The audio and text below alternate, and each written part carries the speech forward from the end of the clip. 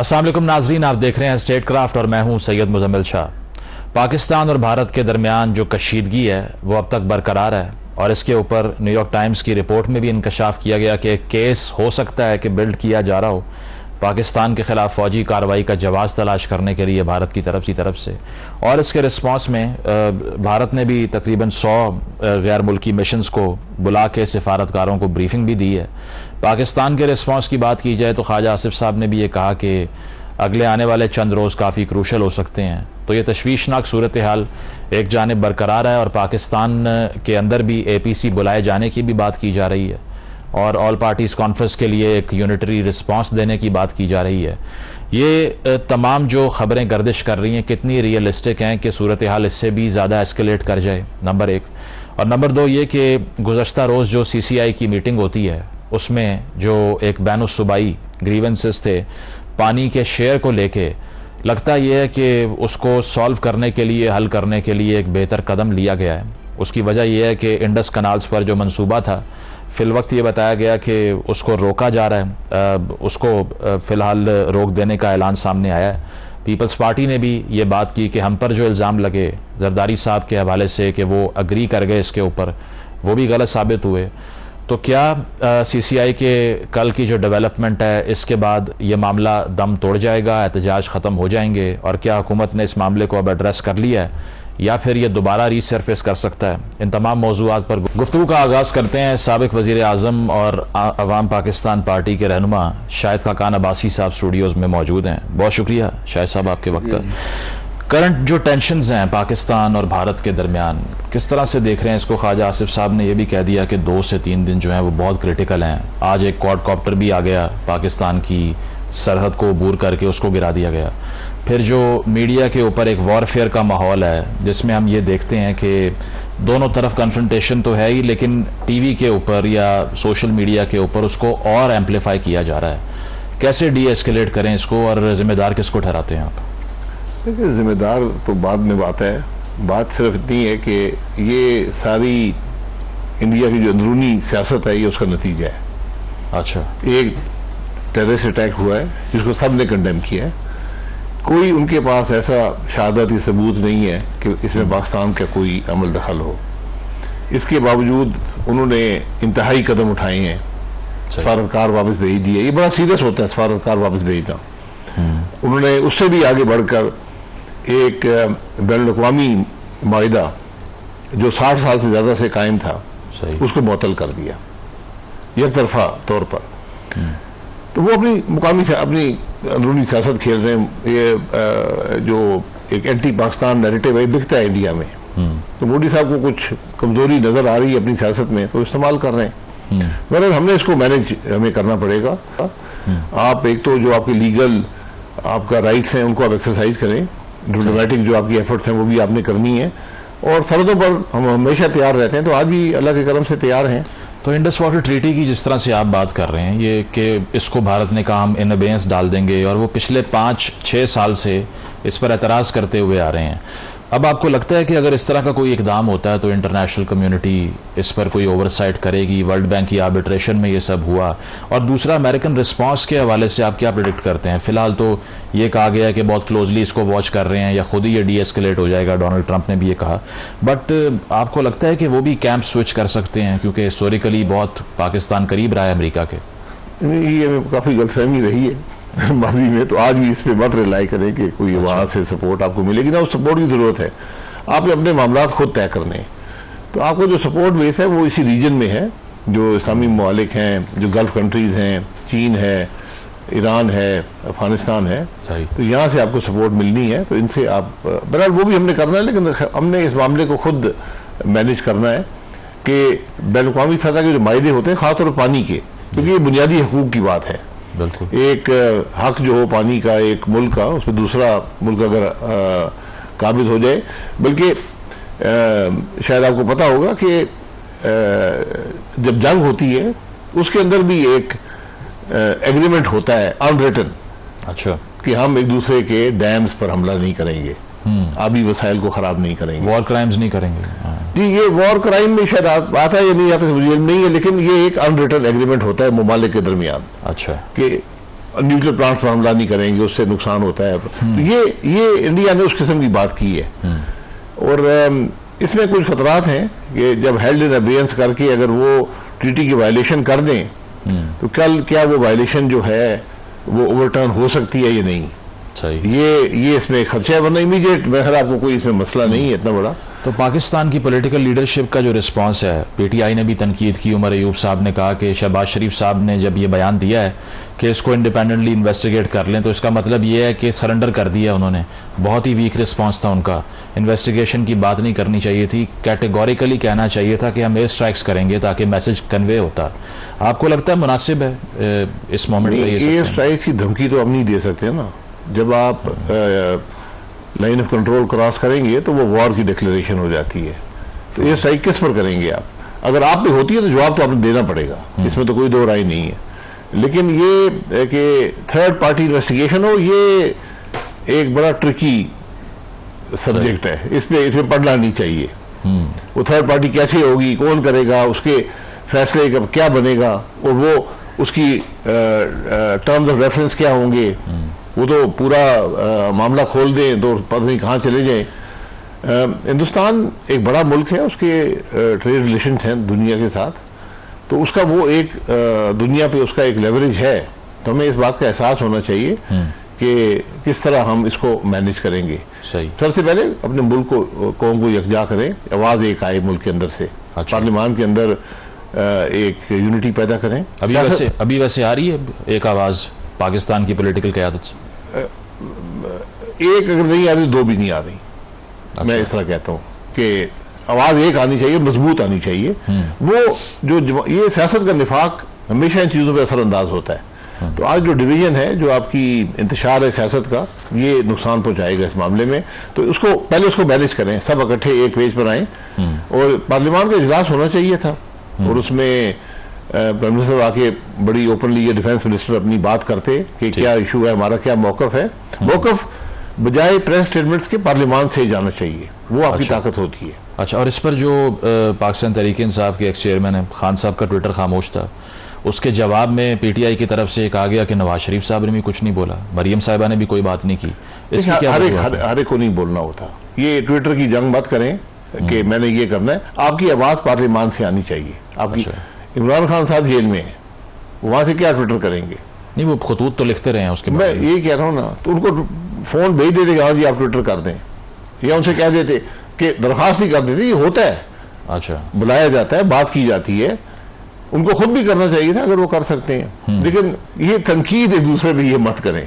बिल्कुल, जब आपके प्राइम मिनिस्टर ने बात कर दी है, जैसा भी प्राइम मिनिस्टर हो, मैंडेट जैसा भी हो, इस मामले में सब ठीक है, उस पर इत्तेफाक करें और उसी एक यक आवाज़ होनी चाहिए। अच्छा, इसके अलावा ऑल पार्टीज कॉन्फ्रेंस की भी बात हो रही है, हिंदुस्तान में भी हुई। यहाँ पर जब उसका आर्ग्यूमेंट किया गया तो इस पर मुसद्दिक मलिक साहब ने कहा कि एपीसी का जैसे ही जिक्र होगा तो साथ ही पीटीआई कहेगी कि खान साहब को जो है वो शरीक करने के लिए बुलाया जाए बाहर, तो 3-4 दिन तो उस पर ज़ाया हो जाएंगे। तो आपको लगता है ये बातें करते रहते हैं हुकूमत में जो लोग होते हैं, नौकरी का सवाल होता है। बात ये है कि आपने एक आवाज़, पार्लियामान से एक आवाज़ जानी चाहिए। हिंदुस्तान में भी उन्होंने पार्लियामेंट्री लीडर्स को बुलाया, अपोजिशन को बुलाया। अच्छा, राहुल गांधी साहब आए, और वहाँ पे ताल्लुकात कुछ ज़्यादा हमसे मुख्तलिफ नहीं है इन दो जमातों के दरमियान। बिल्कुल, यहाँ खैर वो जेल में नहीं डालते, हम जेल में भी डाल देते हैं। तो लेकिन उन्होंने एक, आपने अगर आप वो ऑप्टिक्स देखें उसके, तो जो मीटिंग थी उसके इतने अच्छे नहीं थे वहाँ कोई ऐसी, लेकिन उन्होंने सपोर्ट किया हुकूमत को इस मामले में।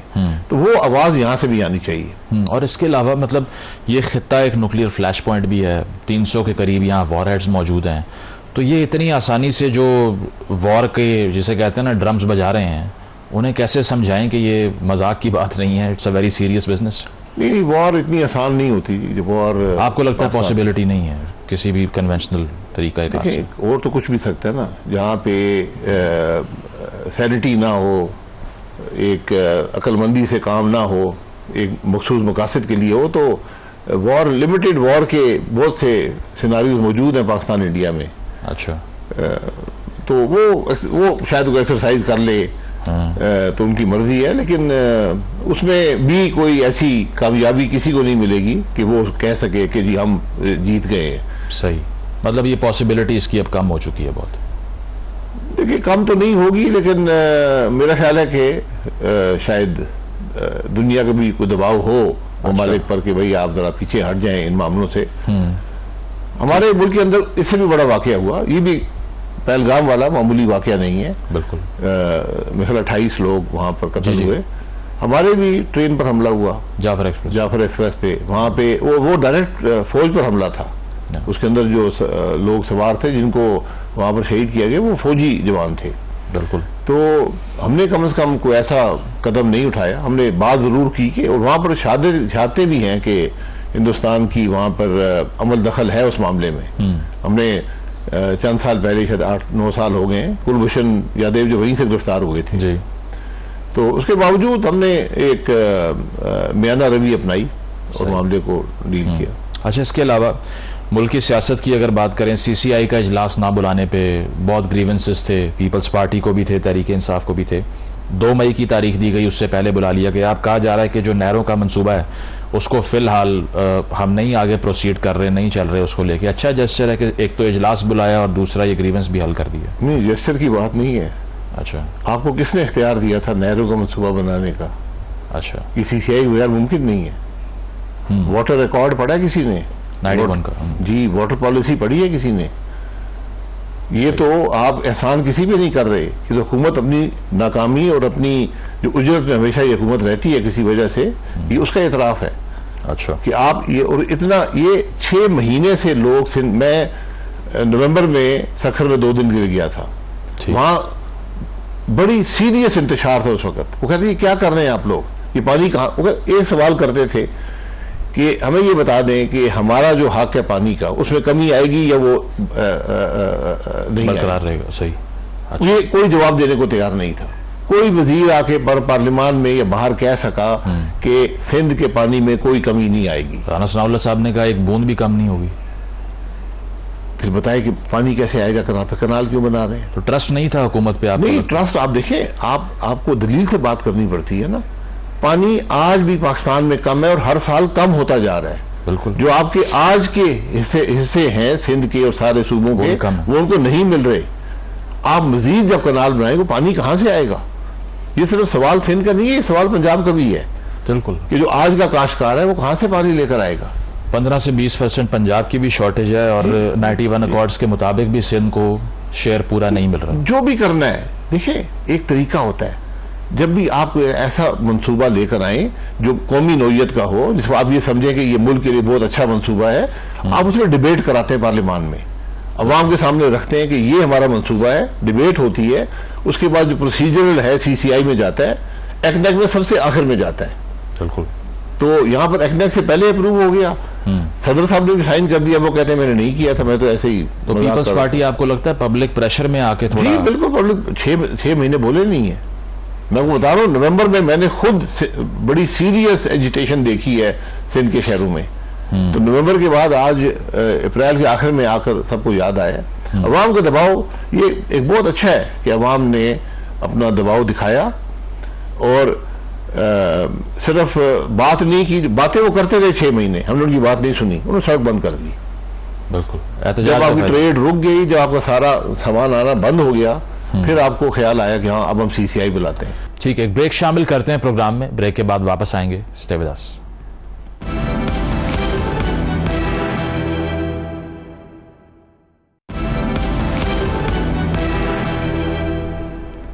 वेलकम बैक नाजरीन, शाहिद खाकान अब्बासी साहब से हमारी गुफ्तगू जारी है। तो आपने भी नए फेडरेटिंग यूनिट्स बनाने की बात कर रखी है जी। लेकिन आपको लगता है कि ये जो इल्ज़ाम हर चीज़ का पंजाब पे लगा दिया जाता है कि it's the elephant in the room, वो अगर हम नए फेडरेटिंग यूनिट्स बना लेते तो इस तरह के इल्जामात लगते? जी बिल्कुल बिल्कुल, ये चीजें खत्म हो जाएंगी। वो जो एक पंजाब जो है, तो रुकावट क्या है इसमें? रुकावट बहुत सी सेंसिटिविटीज हैं, सिंध के अंदर भी हैं, KP में भी हैं, बलूचिस्तान में भी हैं, उनको आपको मैनेज करना पड़ेगा। अगर आप आज ये नहीं भी कर सकते ना, तो आप जो डेवोल्यूशन है अथॉरिटी की और रिसोर्सेज की सूबों के अंदर, अच्छा, उसको आप जिला या डिवीजन की सतह पे कर दें, फिर आपके सूबे चलेंगे और आपके सूबे नहीं चलते। तो फिर बल्दियाती इंतखाब करवाना पड़ेगा, तरक्याती फंड्स का क्या होगा MNAs के? तरक्याती फंड वो दें ना, जिस सूबे का है। मसलन पिंडी डिवीजन एक सूबा होता है, सही, इसके अंदर जो भी 13-14 MNAs हैं वो ठीक है, तो वही जो आपकी वहां पर लोग होंगे वो मैनेज करें उन फंड्स को। मतलब कंपटीशन तो हो ना। अब कराची लाहौर में बैठकर आपके पिंडी के और मरी के स्कूल नहीं चल सकते, अटक के स्कूल नहीं चल सकते, साउथ पंजाब के नहीं चल सकते, कराची में बैठकर सखर के मामलात नहीं चलते। इस तरह बलोचिस्तान को देख लें। तो इसका ये हल है, अगर आप सूबे नहीं बना सकते, बेहतरीन हल सूबे हैं। अगर सेंसिटिविटीज है नहीं बना सकते, तो फिर जो डेवोल्यूशन फेडरेशन ने प्रोविंसेस को की है, तो अब प्रोविंशियल गवर्नमेंट्स भी डिवॉल्व करें टू दी डिस्ट्रिक्ट और रीजन लेवल पे। इसके अलावा एक और लेजिस्लेशन जो है इस पर तनकीद हो रही है माइंस और मिनरल एक्ट के ऊपर। बलूचिस्तान में तो पास हो गई, पख्तूनख्वा में अंडर डिबेट है, और इस पर भी सूबे इस खदशे का इजहार कर रहे हैं कि 18वीं तरमीम की वायलेशन ना हो जाए, क्योंकि अगर फेडरल ओवर रीच आ गई इसमें तो फिर हमें कौन गारंटी करेगा कि ये रिसोर्स हमारे ऊपर ही लगाया जाएगा। इस पर क्या होना चाहिए आइडियली? देखिए, ये तो सूबों के एक्ट है ना जी, ये प्रोविंशियल एक्ट हैं, तो इसमें मैंने हकीकत से दोनों देखे नहीं है। मैं देखूंगा, मुझसे और भी सवाल हुआ था, लेकिन उसमें बुनियादी बात यह है कि अगर वो ये एक्ट्स इनका कॉन्फ्लिक्ट है, यानी जो आइन की रूह है उससे इख्तलाफ है, तो फिर ये कानून गलत है। 18वीं तरमीम के बाद मिनरल्स जो हैं ये सूबों की मलकियत है। बिल्कुल ठीक है। अब उस मलकियत की डेफिनेशन क्या है, ये बड़ी इंपॉर्टेंट है। अच्छा, उसमें वफाक का क्या रोल होगा, ये भी एक बड़ी वाज़ेह बात है कि जो बड़े मिनरल्स हैं, जो बड़ी कानें हैं, रिकॉर्डिक लेवल की, ये फेडरेशन की कंकरेंस के बगैर, लीगल में बात नहीं कर रहा मैं, इनको कमर्शलाइज अगर आपने करना है, एडमिनिस्ट्रेटिवली आप कह रहे हैं? नहीं, अगर आपने कमर्शलाइज करना है, अच्छा, उसमें फेडरेशन का होना जरूरी बन जाता है। अच्छा। क्योंकि जो इन्वेस्टर, ये पाकिस्तान में कोई ऐसी कंपनी नहीं है जो इनको एक्सप्लॉइट कर सके, इनको निकाल सके इन मिनरल्स को। बाहर से कंपनी आएंगी। सही। दुनिया में 6-8 कंपनी है। ये अमेरिका भी वही कंपनियां इस्तेमाल करता है, चीन भी वही करता है, 1-2 ऑस्ट्रेलिया की हैं, कुछ अमेरिका की हैं, एक चिली की है, तो ये कंपनी करती हैं। तो जब वो पाकिस्तान जैसे मुल्क में आएंगी तो फिर वो बायलैटरल यूनिवर्सल ट्रीटी के तहत ऑपरेट करती हैं। अच्छा। वो ट्रीटी फेडरल गवर्नमेंट की है। मतलब आप कहते हैं कुछ फेडरल ओवर रीच होनी चाहिए इसमें? ओवर रीच नहीं, फेडरल गवर्नमेंट की इन्वॉल्वमेंट होनी चाहिए, कंट्रोल नहीं होना चाहिए। ठीक है। इसके अलावा हमने सुना था रमज़ान में कि ईद के बाद एक तहरीक चलेगी, आपने भी काफ़ी मुलाकातें की उस वक्त अपोजिशन के साथ, लेकिन अब आकर एक मायूसी की सूरत हाल क्यों पैदा हुई? क्योंकि मौलाना साहब की अगर बात सुने, वो कहते हैं कि जेन्युइन क़यादत है ही नहीं तहरीक इंसाफ की, वो सब तो जेल में है। तो उस तहरीक का क्या हुआ जो चलाई जानी थी? देखिए, तहरीक कोई नहीं थी। तहरीक और ग्रैंड अलायंस का लफ्ज़ तो हमने मीडिया में सुना था। हमारी ये सोच थी कि अपोजिशन की जो जमातें हैं, इनकी फिक्र में, सोच में इत्तेफाक पैदा हो जाए। तो उसका हमने कहा था, जो इख्तलाफी मामला है उनको एक तरफ कर देते हैं, और इख्तलाफ या तहफ़्फ़ुज़ात जो हैं वो JUI और PTI के दरमियान ज़्यादा हैं, क्योंकि यही बड़ी जमातें हैं जो इलेक्शन भी लड़ती हैं आपस में। बिल्कुल।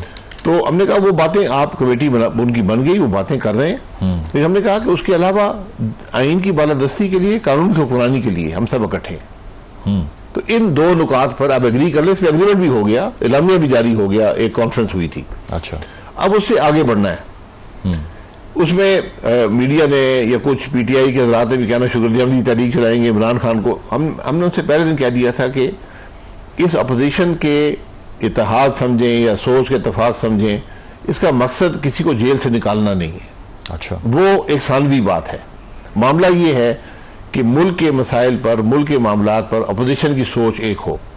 यहाँ पर अगर पिछले 1 साल में हुकूमत नहीं चली तो अपोजिशन भी नहीं चली, उसने भी कोई काम नहीं किया। तो अपोजिशन का एक रोल है, उस रोल को हम बेहतर तरीके से अपना रोल प्ले करें। तो PTI और JUI का जो एक वर्किंग रिलेशनशिप नहीं बन सका, इस पे आपको लगता है कि मुस्लिम लीग नवाज के बहुत से लोग जो बात करते हैं कि JUI तो अब असल में अवेंज करेगी अपने आप को, वो कभी भी अपना वजन PTI के परडे में क्यों डालेगी, पख्तूनख्वा में दोनों का मैंडेट है, तो आपको लगता है यही वजह है? नहीं, ऐसी वजह नहीं है। ये जो लोग बयान देते हैं, मैं सबको कहता हूँ, मैं जहाँ से आपकी सियासत वो कहते हैं ना खत्म होती है ना, मौलाना साहब की शुरू होती है। तो इसलिए मौलाना साहब कभी ऐसी बात नहीं करते। अच्छा, हमेशा गुंजाइश रखते हैं हर मामले में, क़यादत का भी। हालांकि वहां पर जो खराबी पैदा होती है पीटीआई की तरफ से होती है। कभी उनके वज़ीर आला बयान दे देते हैं मौलाना साहब के खिलाफ, भाई आप एक अपोजिशन में इकट्ठे हैं, आज एक अपोजिशन के इत्तेहाद की बात कर रहे हैं, तो आप क्यों उसमें इंटरफियर करते हैं? तो वहां पर एक क्लैरिटी नहीं है। जो लीडरशिप बाहर है जेल से, उसके अंदर वो मुख्तलिफ अफराद मुख्तलिफ बातें करते हैं। तो इसलिए वो जरूरी था कि उसके लिए जो अपोजिशन लीडर्स की मुलाकात इमरान खान साहब से हो जाती तो शायद ये बेहतर, इससे मामला आगे बढ़ जाता। ट्रस्ट डेफिसिट भी है कि जेयूआई फील कर रही थी कि पीटीआई हमारा कंधा इस्तेमाल करके एस्टेब्लिशमेंट को प्रेशराइज करेगी और डील कर लेगी। नहीं, ऐसी कोई बात नहीं होती। डील क्या होनी है? एस्टेब्लिशमेंट ने क्या करना है और पीटीआई ने क्या करना है? ये डील से मसला हल नहीं होगा। अब डील कर भी लें, अच्छा, तो उससे कोई चीज पाकिस्तान की हल नहीं होगी। ये वैसे करना चाहते हैं, ऑफर नहीं हो रही या करना ही नहीं चाहते? मेरा नहीं ख्याल। वो पीटीआई को तो एक ही फोकस है कि इमरान खान साहब को रिहाई मिल जाए। हम उनसे ये कहते हैं और ये पब्लिकली भी कहते हैं कि भाई मुल्क के मामले की बात करें। इमरान खान का हल भी मुल्क के मामलात में है। अच्छा, मुल्क के जो सियासी इंतशार है, जब ये खत्म होगा तो वो मसला भी हल हो जाएगा। लेकिन जिस तरह से पाकिस्तान की पॉलिटिकल पार्टीज एक पर्सनैलिटी उनको डोमिनेट करती है, तो अगर माइनस इमरान कोई सोल्यूशन निकालने की कोशिश की जाए फिलहाल के अभी उनको आप साइडलाइन कर दें, तो पार्टी चलेगी भी नहीं ना उससे? नहीं, माइनस नहीं निकलता, माइनस नहीं चलता। बहुत से माइनस माजी में देखे हमने, -1 +1। अच्छा, ये नहीं चलते। मतलब ये जो भी आप जो तरीके इंसाफ से एक्सपेक्ट कर रहे हैं कि अभी खान साहब की रिहाई की तहरीक को आप छोड़ दें, मुल्क के लिए काम करें, लेकिन पार्टी भी सर्वाइव नहीं करेगी ना उससे उनकी। नहीं, तहरीक चलती नहीं है ऐसे। आप अगर अपनी सियासत का मकसद ये बना लें कि हमने अपने लीडर को जेल से निकालना है, वो सियासत कभी नहीं चलती। हर जमात का लीडर जेल में गया है। किसी जमात ने भी, उन्होंने मुल्क की बात की, मुल्क के मसाइल की बात की, मुल्क की सियासत की बात की, उन्होंने एक नुकादी एजेंडे पे अपना फोकस नहीं रखा। ठीक है, इस तरह होता नहीं है। आप जब मुल्क की बात करते हैं, ये इमरान खान साहब की जो जेल में होना, ये भी मुल्क के मामला से, जो आज सियासी इंतशार है, जो मुल्क में सियासत की हालत है, जो कानून की पुरानी नहीं है, ये सब उसका हिस्सा है। सही। जब आप मुल्क के मसाइल के हल की बात करेंगे तो इमरान खान साहब का हल खुद ही निकल आए। ठीक, बहुत बहुत शुक्रिया शाहिद खाकान अब्बासी साहब हमारे साथ। उन्होंने यही कहा कि जो मुल्क के मसाइल का हल है उसी में पीटीआई के लिए रिलीफ है, और डील का जो सोल्यूशन एक पेश किया जाता है वो कोई फाइनल सोल्यूशन नहीं है, उसमें कोई इंसाइट भी नहीं है। एक ब्रेक शामिल करते हैं, ब्रेक के बाद वापस आएंगे। Stay with us.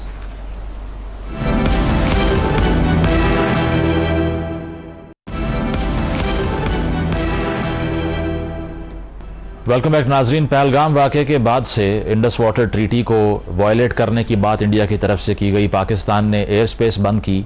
इस सारी सूरत हाल को किस तरह डी एस्केलेट किया जा सकता है, और तारीखी एतबार से इस नहज पर ये ताल्लुकात पहुँचे किस तरह कि एक दौर में जब पीपल टू पीपल कॉन्टैक्ट की बात होती थी, अब वो जंग की बातों पर आकर मुहित हो चुकी है। इस पर गुफ्तगू करते हैं। हमारे साथ स्टूडियोज़ में सीनियर सहाफ़ी एजाज सैयद साहब मौजूद हैं, बहुत शुक्रिया आपके वक्त का। डॉक्टर कमर चीमा ज्वाइन कर रहे हैं, एनालिस्ट हैं, आपका भी बहुत बहुत शुक्रिया। कमर साहब, आपसे आगाज़ करूंगा। ये करंटली एक तो हिंदुस्तान से काइनेटिक मिलिट्री ऑपरेशंस के आर्ग्यूमेंट हो रहे हैं, पाकिस्तान से भी ख्वाजा आसिफ साहब कह रहे हैं कि 2 से 4 दिन बहुत क्रूशल हैं, और इसमें ये कतई नज़र के एक न्यूक्लियर फ्लैश पॉइंट है ये खित्ता, उसके बावजूद इस नैच तक हालात पहुँच चुके हैं। डी एस्केलेशन कैसे होगी, क्या समझते हैं आप? देखिए, डी एस्केलेशन के कुछ तरीकाकार होते हैं। या तो कोई ममालिक इंडिविजुअली इंटरफेयर करते हैं, जैसे फॉर एग्जांपल बरतानिया हो, ईरान हो, या सऊदी लीडरशिप की भारत और पाकिस्तान की लीडरशिप से बात हुई है, या फिर ये है कि बैनुल-अक़वामी ग्रेट पावर्स में से कोई इंटरवीन करेगा, अमेरिका इंटरवीन करता है, तो वो हो सकता है। या फिर यह है कि बायलैटरल किसी न किसी किस्म की कोई इंगेजमेंट बैक चैनल चल रही हो, तो ना तो अमेरिका ने इंटरवीन किया है, बल्कि अमेरिकी सदर का आप अंदाज देखें, वो तो इस इशू को नॉन सीरियस ले रहे थे। पाकिस्तान इंडिया के बायलैटरल या बैक चैनल इस वक्त किसी चीज पे है नहीं है।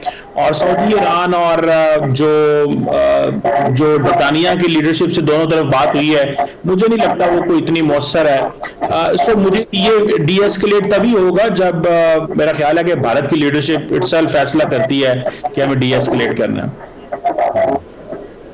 ठीक है एजाज, मैं तो समझता हूँ अनफॉर्चुनेट चीज़ है ये कि बॉर्डरिंग कंट्रीज आपस में एक इतने अरसे से एक तो इंगेज ना कर पाएं, आप भी पीपल टू पीपल कांटेक्ट की बात करते रहे हैं, लेकिन उसके बावजूद इस स्नैच पे हालात पहुंच जाना कि एयर स्पेस बंद कर रहे हैं, वहाँ से आपके यूट्यूब चैनल्स तक बंद किए जा रहे हैं, और इसके अलावा ये कि पर्सोना नॉन ग्राटा करके आपके डिप्लोमेटिक स्टाफ को वहाँ से भेज दिया जाए, वीज़ा पॉलिसी मज़ीद सख्त कर दी जाए, इस तरह गुजारा हो सकता है लॉन्गर टर्म में?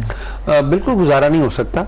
और ये जो दोनों मुल्कों के दरमियान रिलेशंस हैं और दोनों मुल्कों की जो फैसला साज कुव्वतें हैं, पाकिस्तान की भी और हिंदुस्तान की भी, इनका जो बिहेवियर ट्रेडिशनली रहा है ये मैच्योर बिहेवियर नहीं रहा।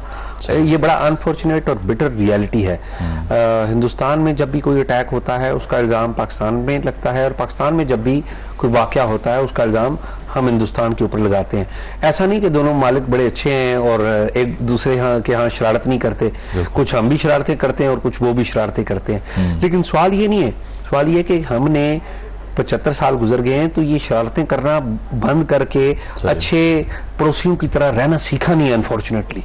और नतीजा ये पहुंच आया है कि आप देखिए कि पाकिस्तान के 2 मासूम बच्चे अपने वालिद के साथ हिंदुस्तान में गए हैं, वो बच्चों के दिल का इलाज हो रहा था वहां पर। तो इस सारी जो एनवायरनमेंट में वो उन बच्चों का इलाज नहीं हो सका, उन्हें कहा गया कि आप पाकिस्तान आ जाए। ये कितना पेनफुल है। यहाँ पर एक खातून है, मैं जाती तौर पे उस फैमिली को जानता हूँ, जो यहाँ पर एक पाकिस्तानी से ब्याही हुई है, शादीशुदा है, वीजा के ऊपर रह रही है, अब ऑर्डर आ गया कि आपने वापस जाना है, तो वो अपने शौहर को, तो ये दीज आर ह्यूमन ट्रेजेडीज जिनको हम मद्देनजर नहीं रख रहे, हम सिर्फ ये देख रहे हैं कि मीडिया लैंडस्केप के ऊपर जिस किस्म की हम एक वॉर मॉन्गरिंग देख रहे हैं, दोनों तरफ से मैं बात कर लेता हूँ, बिलखसूस भारत में थोड़ी ज़्यादा इसीलिए है कि वहाँ पर आपको पता है कि वहाँ का मीडिया लैंडस्केप भी सेंसेशनल हमसे भी ज़्यादा है, मैं ये समझता हूँ। जी बिल्कुल। तो इसमें भी किसी को आपको लगता है सीरियसली किसी ने कंसिडर ही नहीं किया कि अगर आपके वहाँ पर दहशतगर्दी का एक वाक़या 27-28 लोगों की कैजुअल्टी होती है, उसके रिजल्ट में आप ये आर्ग्यूमेंट कर रहे हैं कि एक ऐसी जंग लगा दो जिससे करोड़ों इंसानों की ज़िंदगी खतरे में पड़ जाए? मेरे ये ख्याल है कि दोनों मुल्कों, बिलखसूस इंडिया में मैंने ज़्यादा देखा है कि इंडिया का जो मीडिया है फॉरेन पॉलिसी के इशू के ऊपर सेंसेशनल है, वो सेंसेशनल है। लेकिन वहाँ पर भी सेन वॉइसेस वहाँ पर बड़ी मौजूद हैं। आप मुख्तलिफ टाइम्स ऑफ इंडिया देख लें, CNN न्यूज़ 18 देख लें, बड़ी रीजनेबल वॉइस वो कर देते हैं, इंफॉर्मेशन उनकी आ जाती होती है।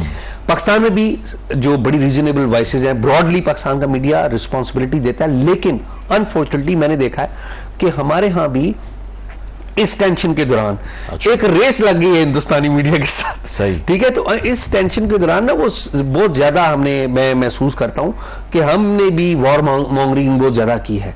जो ट्रेडिशनली पाकिस्तान का मीडिया एक रिस्पॉन्सिबल मीडिया हुआ करता था, वो रिस्पॉन्सिबिलिटी मेरे ख्याल में, वो कहते हैं ना, वो खरबूजे को देख कर रंग पकड़ता है, तो शायद हमने भी रंग को पकड़ा है, जो कि मेरे ख्याल में अच्छा नहीं। ठीक है, कमर साहब आपकी तरफ आऊंगा। ये जो पहले तो इंडस वाटर ट्रीटी को इन अबेयंस डालना, और इसके बाद में अब पाकिस्तान की तरफ से भी कहा गया कि इसका एक रिस्पांस भी दिया जाएगा, जिस तरह मैंने कहा कि एयर स्पेस का ब्लॉकेट कर दिया हमने, तो ये पॉसिबल है कि चूंकि पाकिस्तान लोअर रिपेरियन है तो हिंदुस्तान जो भी फैसला कर ले, पहली चीज़ तो ये है कि ये तो मैनेजेरियली पॉसिबल है इंडिया के लिए कि वो सारा जो वेस्टर्न रिवर्स का फ्लो है उसको ही बंद कर दे? उनके पास तो गालिबन वो इंफ्रास्ट्रक्चर भी नहीं है कि वो ओवरनाइट ये कर सकें। बिल्कुल, आपने खुद ही जवाब दे दिया कि ये उनके पास इंफ्रास्ट्रक्चर मौजूद नहीं है।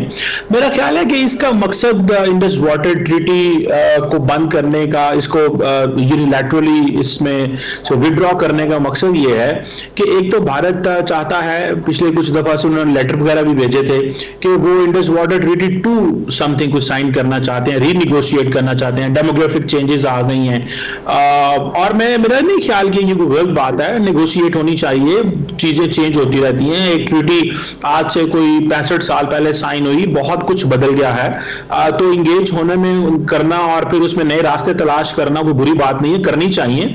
लेकिन ये अंदाज, स्टाइल थोड़ा सा जारी बात है, कोई भी जो बैन अल-अक़वामी नॉर्म्स वैल्यूज पे बिलीव करता है, और प्लस हमने देखा कि जिस तरह UN general assembly, UN security council और पर्टिकुलरली इजराइल ने जो कुछ गजा में किया, उसके बाद इंटरनेशनल जो फ्रेमवर्क है, इंस्टीट्यूशनल फ्रेमवर्क, वो तो कोलैप्स कर गया। तो उनको समझ लगी कि ये कुछ भी नहीं हो सकेगा और पाकिस्तान को लिटिगेशन में जाते हुए बड़ा टाइम लगेगा। सो मेरा ख्याल है कि उन्होंने इसको फैसला कर लिया है कि देखिए क्या होता है, कौन हमें बुलाएगा, कौन पूछेगा, जब पूछेंगे तो फिर बता देंगे। एंड इन बिटवीन हम जो कर सकते हैं एटलीस्ट पैनिक क्रिएट करें, एटलीस्ट साइकोलॉजिकल वॉरफेयर तक रहे, एटलीस्ट पाकिस्तान को इंगेज करें। और मेरा ख्याल है पाकिस्तान को भी अपने रिजर्वायर्स बनाने चाहिए। जो हमारा पानी समंदर में चला जाता है, हमने आज तक नहीं सोचा कि इस पानी को रोकना चाहिए। सो हमारे पार्ट पर भी बहुत सारी कोताहियां, कमियां मौजूद हैं, जो कि हमें जो इंफ्रास्ट्रक्चर बनाना चाहिए था वो नहीं बनाया और अब हमें वो बनाने पे मजबूरी से वो बनाना पड़ेगा। तो मेरा ख्याल है कि लेकिन कमर साहब, आपने लिटिगेशन की बात की ना। इंटरनेशनल सिस्टम में तो हम यही देखते हैं कि सही गलत नहीं, बल्कि ताकत और कमजोरी की एक बाइनरी होती है। जो ताकतवर है वो अपनी बात भी मनवा लेता है। सिक्योरिटी काउंसिल का P5 देख लें, या इराक वॉर में अमेरिका ने हमला पहले किया, बाद में पूछा यूएन से कि ये ठीक है या नहीं। तो आपको लगता है कि ऐसा इकदाम अगर होता है भारत की तरफ से, ये जो इंडस वाटर ट्रीटी की वायलेशन की मैं बात कर रहा हूँ, तो इंटरनेशनल कम्युनिटी की स्टैंडिंग क्या होगी इसके ऊपर, या अमेरिका का स्टांस अब तक मुझे तो क्लैरिटी दिखाई नहीं दी उसमें कि क्या है? नहीं, मैं नहीं समझता कि इसमें इंटरनेशनल सिस्टम कोई या अदारे या आईसीजे या कुछ इस तरह की जो ग्लोबल प्लेटफॉर्म्स हैं वो को पाकिस्तान की मदद कर पाएंगे। ये हेल्प योर सेल्फ है और इंटरनेशनल सिस्टम है ही इस चीज में बिलीव करता है कि आपको अपनी खुद ही हेल्प करनी है। सो आपके पास क्या क्या ऑप्शंस हैं, आप वो ऑप्शन इस्तेमाल करेंगे। वो ऑप्शंस हैं लॉफेयर एक ऑप्शन है, अगर आपने इससे एस्केलेट करना है वो एक दूसरा ऑप्शन है, आपने अपने रिजर्वायर्स बनाने वाला बात है, आपने अगर आपके उनके मुकाबले में वो वहां पे कुछ ऐसा इंफ्रास्ट्रक्चर बनाते हैं तो उसको डिस्ट्रॉय करना है, क्या करना है, मतलब आपको सारे चांसेस खुद सोचने पड़ेंगे। सो जरूरी नहीं है आप ये 65-71 या वो कारगिल वो उस तरह की जंगें जरूरी नहीं है। अब बातें हो रही हैं साइबर वॉरफेयर की, इंफॉर्मेशन वॉरफेयर की, अब तो nature of war he basically दुनिया में चेंज हो गई है। सो जारी बात है ग्लोबली पाकिस्तान को किसी किस्म की सपोर्ट की कोई उम्मीद नहीं रखनी चाहिए। ठीक है एजाज, चूंकि एक तारीखी बात भी होती है इस पे, वाजपेयी साहब का विजिट सबको याद आता है, लाहौर डिक्लेरेशन साइन होती है, कहा जाता है कि वीज़ा पॉलिसी अब जो है वो उसको आसान कर दिया जाएगा। इसके अलावा वो ये भी कहते हैं कोट एंड कोट कि कहा जा रहा है कि मीनार पाकिस्तान पर जाके मैंने मोहर लगा दी पाकिस्तान पे, पाकिस्तान को मेरी मोहर की ज़रूरत नहीं है, उसकी अपनी जस्टिफिकेशन है। वहाँ से यहाँ तक हालात का पहुँचना, आपको लगता है कि अब ये अपॉर्चुनिटी गुजर चुकी है कि फ्रेंडली ताल्लुकात हों, या अब भी कुछ ना कुछ होप हो सकती है? मेरे ख्याल में आई विल स्टिल थिंक कि जो ऑप्टिमिज्म है उसका दामन नहीं छोड़ना चाहिए। जो आपने जिस वाक़े की बात की वो पाकिस्तान की तारीख का सबसे बड़ा वाक़या है, हिंदुस्तान पाकिस्तान की तारीख का सबसे बड़ा वाक़या है, और इस वाक़े की बुनियाद भी 1996 में रखी गई थी।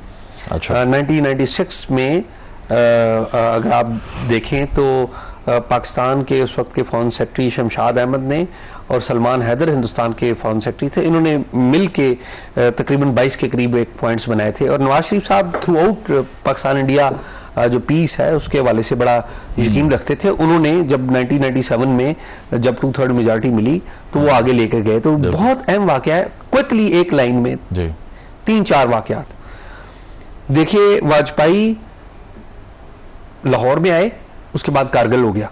बिल्कुल। मनमोहन के साथ जनरल मुशर्रफ के मामला तय हो चुके थे। मनमोहन साहब ने अप्रैल 2007 को पाकिस्तान में आना था, तो आपको पता है कि मुशर्रफ साहब के खिलाफ एक तहरीक शुरू हो गई और बाद में मुंबई अटैक हो गए। ठीक है, फिर नवाज शरीफ साहब के घर पे मोदी साहब आए और पठानकोट हो गया।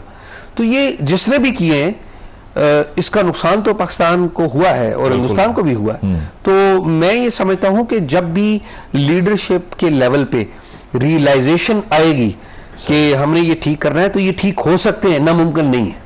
लेकिन पहले कुछ ना कुछ एफर्ट और आमादगी वहां दिखाई देती थी। अब तो क्रिकेट टीम अगर नहीं आ रही, 2 के हमारी क्रिकेट टीम वर्ल्ड कप में पार्ट लेती है, वहां जाके वो चैंपियंस ट्रॉफी में नहीं आते। आपको लगता है उन्होंने भी अब एक कंसिस्टेंट पॉलिसी बना ली है नॉन एंगेजमेंट की? मेरे ख्याल में शुरू में जो मोदी आए थे तो शुरू में उनकी ये माइंडसेट नहीं था। नवाज शरीफ साहब के दौर में, नवाज शरीफ साहब के दौर में भी, और बाद में भी वो नवाज शरीफ साहब के ज़रा घर में भी आए।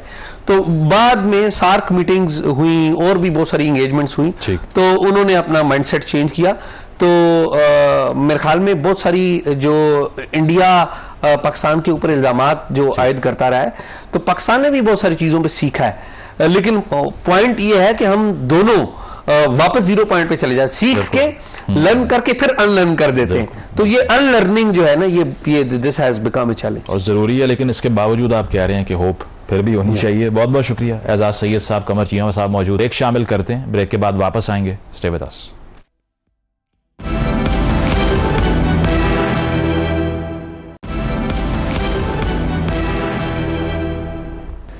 नाज़रीन, प्रोग्राम आपने मुलाहिज़ा किया, फीडबैक ज़रूर दीजिएगा। इजाज़त दीजिए, अल्लाह हाफ़िज़।